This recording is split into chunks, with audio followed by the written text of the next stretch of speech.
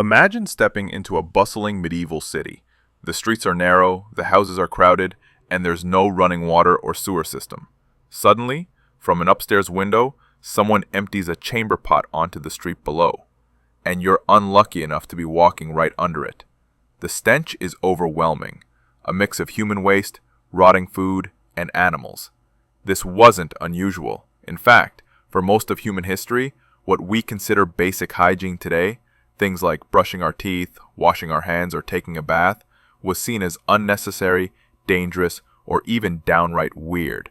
In this video, we'll explore the most disgusting hygiene habits in history, from urine mouthwash in ancient Rome, to perfume-drenched nobles who rarely bathed, to medieval streets that doubled as open sewers.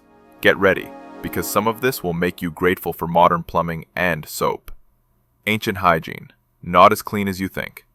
Many people assume the ancients were cleaner than the Middle Ages. To some degree, that's true, but their habits would still make you gag. Roman urine mouthwash. Ancient Romans believed urine could whiten teeth and disinfect the mouth. Public urinals existed in cities, and the collected urine, rich in ammonia, was used for both laundry and dental care. Imagine rinsing your mouth every morning with warm, stale urine instead of minty toothpaste. Baths, but dirty water. Roman bathhouses were famous, but the water wasn't always clean. Hundreds of people shared the same pools. Without chlorine or proper drainage, they quickly became breeding grounds for bacteria. What looked like luxury was often a soup of sweat, oil, and grime. Egyptian cleanliness. Ancient Egyptians valued personal appearance. They shaved their heads to avoid lice, wore wigs, and applied scented oils. But even they had questionable practices, like using animal dung in certain medical treatments. The fall of Rome and the rise of filth. When Rome collapsed, Europe entered what historians often call the Dark Ages. Public baths disappeared, running water systems broke down, and with them, personal hygiene suffered. Bathing became dangerous.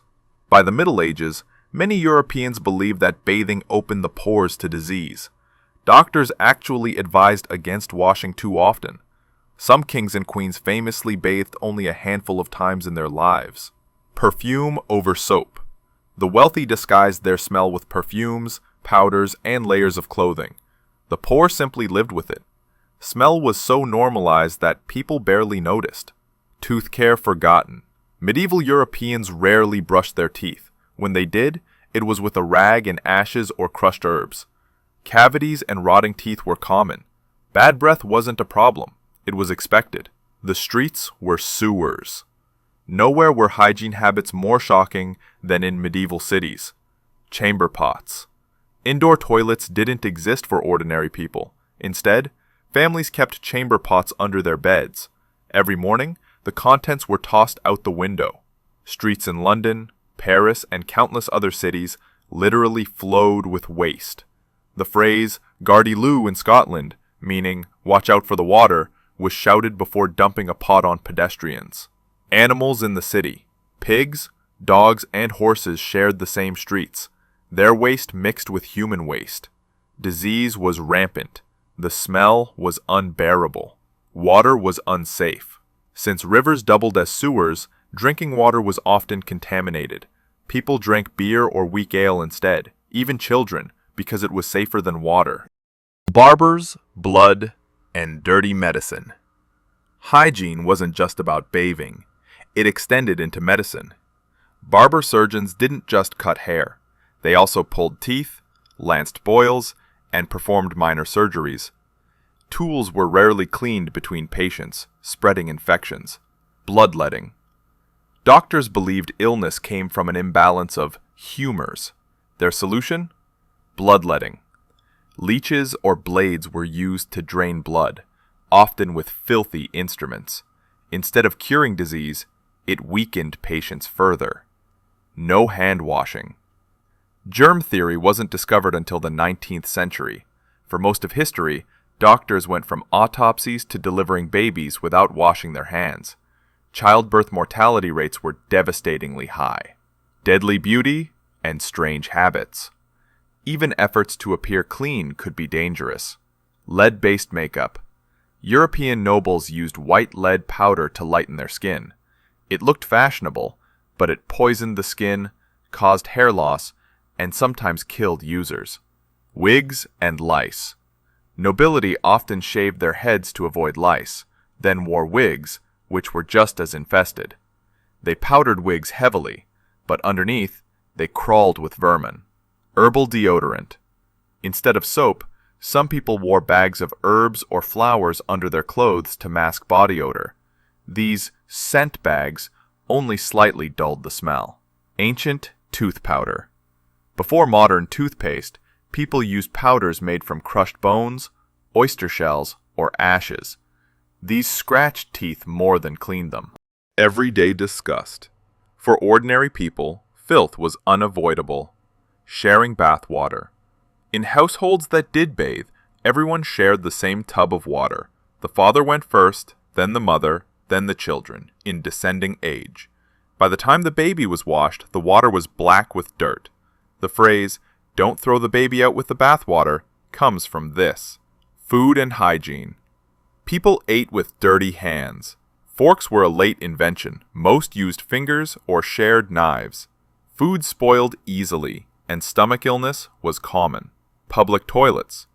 In some places, public toilets were simply wooden benches over rivers. Waste dropped directly into the water supply. In castles, garderobes, primitive toilets built into walls, often drained into moats. Toothaches and rot. Without dentists, people simply lived with rotting teeth until they were unbearable. Then, a barber yanked them out. No anesthesia, no sterilization. The turning point. It wasn't until the 19th century that hygiene truly began to change. Soap production became industrialized. Germ theory revolutionized medicine. Plumbing and sewer systems cleaned up cities. Toothbrushes and toothpaste became widely available. Suddenly, what had been normal for centuries, filth, stink, and disease, was seen as unacceptable. Hygiene became a mark of modern civilization. Conclusion. From urine mouthwash to chamber pots emptied on pedestrians, history's hygiene habits were often as disgusting as they were dangerous. It's a reminder that the comforts we take for granted today, clean water, flushing toilets, toothpaste, are incredibly recent luxuries. So next time you brush your teeth or step into a hot shower, remember, not so long ago, those simple habits were unimaginable. And here's a question to leave you with. Which of our hygiene habits today will future generations find disgusting? Will they laugh at our deodorants, our chemical shampoos, or maybe the fact that we share swimming pools? History teaches us that normal is always changing. But one thing is certain. You're lucky you don't live in a time when rinsing with urine was the height of dental care.